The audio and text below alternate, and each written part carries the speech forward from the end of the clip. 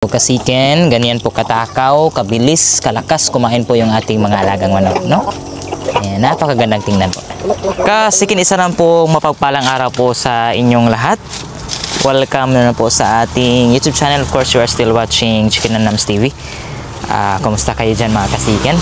Bali, for today's video, kukunin po natin, pipitasin po natin yung papaya po na natumba dulot po ng bagyong Tino, sapagkat yung karibal po natin mga kasiken ay naunahan naman po tayo.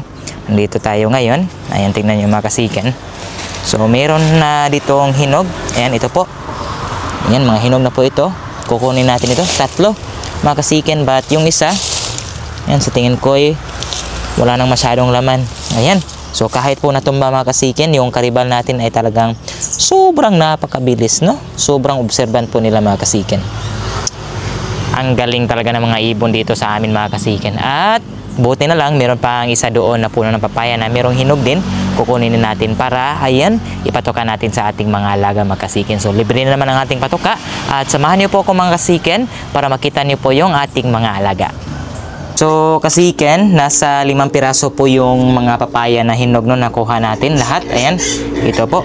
So ito po, medyo marami-rami na po yung pakain natin dito sa ating mga alaga kasiken.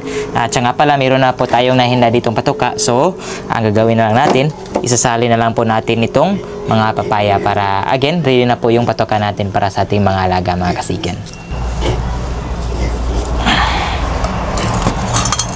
Ayan po, sobrang laki mga kasiken. So sobrang swerte ng mga alaga natin dito. Ito talaga yung main problem namin mga kasiken. Kahit po sobrang dami po namin mga papaya or mga saging, so yun, talagang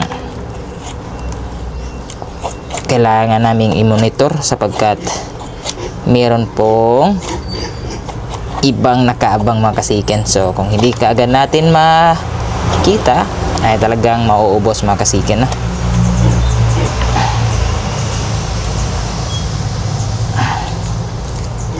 So yung term namin sa kasi simula pa lang po mahinog is balbangaan.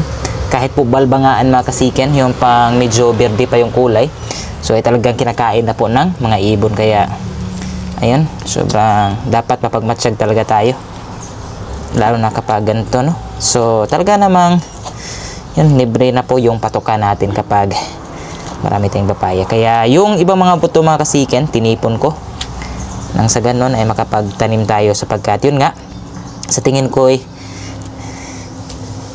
mapadalas po yung pag-upload natin dito sa YouTube mga kasiken, sapagkat modular po yung delivery mode natin sa leksyon dulot po ng lindol at saka bagyo. So sirang-sira pa yung mga silid-aralan, kaya yun, module muna yung mga bata, kagaya po nung panahon ng COVID pandemic mga kasiken, no?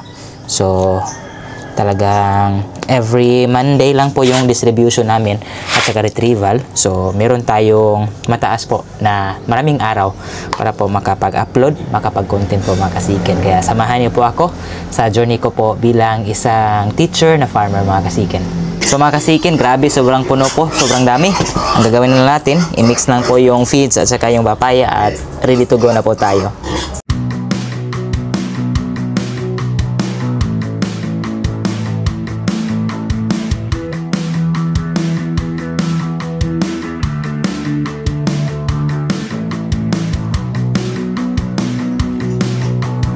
Kasiken, ready na po ang ating inihandang patoka, kaya bigyan na po natin yung ating mga alaga. Ayan, sa ngayon, nakasunod na po sila sa ating mga kasiken. Medyo kaunti lang po sila sapagkat majority po sa ating mga alaga ngayon ay nasa kulungan.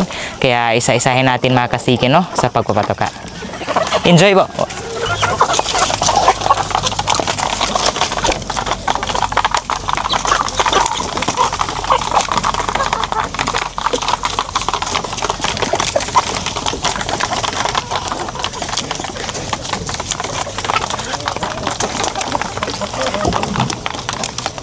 Ayan, so yan lang po yung mga alaga natin na nandito sa ranging area. Majority po is mga asil po yan, no? Ayan, so mga basilan at asil yung nandito. Ayan.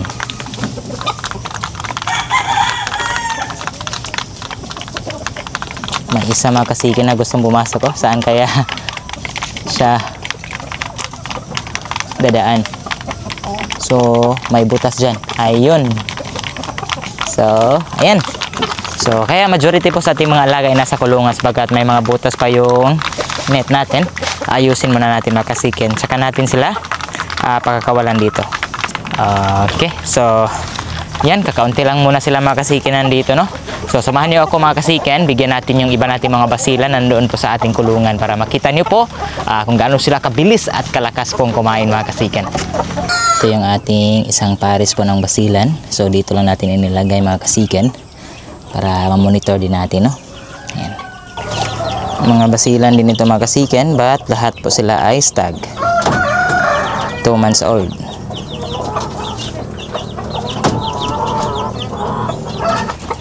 Ayan. Yan po ay mga asil mga kasikin.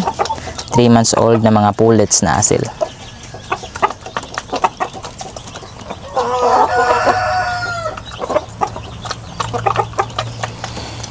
At hindi magpapahuli yung ating mga ready to breed po na mga shamo na mga pulit.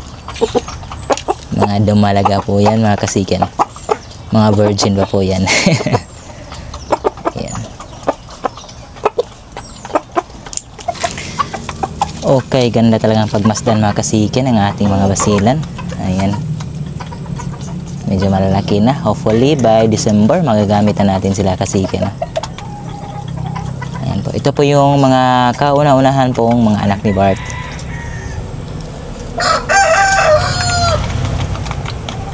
Ang bilis, ang lakas kumain. So kasikin, ito na nga pala si Thor. Nabulag na po talaga si Thor mga kasikin, no? So every time po na magpapatuka tayo ay talagang ganito po yung process natin. So talagang ayun, inaayon-ayon lang natin kung saan siya tutuka. Doon natin ibabanda po yung patuka niya. Ayun yun, oh. Tingnan nyo mga kasikin. Oh. Bulag talaga. But of course, syempre, meron tayong puso kaya hangga't maaari sakripisyo tayo para kay Thor mga kasikin.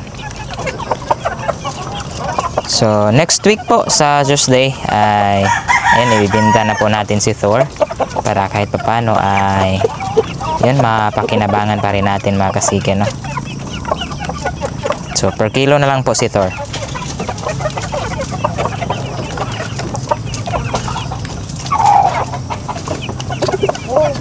Okay, so kasikin, ganyan po katakaw, kabilis, kalakas kumain po yung ating mga alagang manok, no? Ayan, napakagandang tingnan po. Ayan, so kasikin, hanggang dito lang po yung ating content patungkol po sa ating pong mga alagang mga oriental breed. So maraming salamat sa patuloy na pagsuporta at pagsubaybay po sa ating mga video. Sana po ay nag-enjoy kayo. God bless po and happy farming.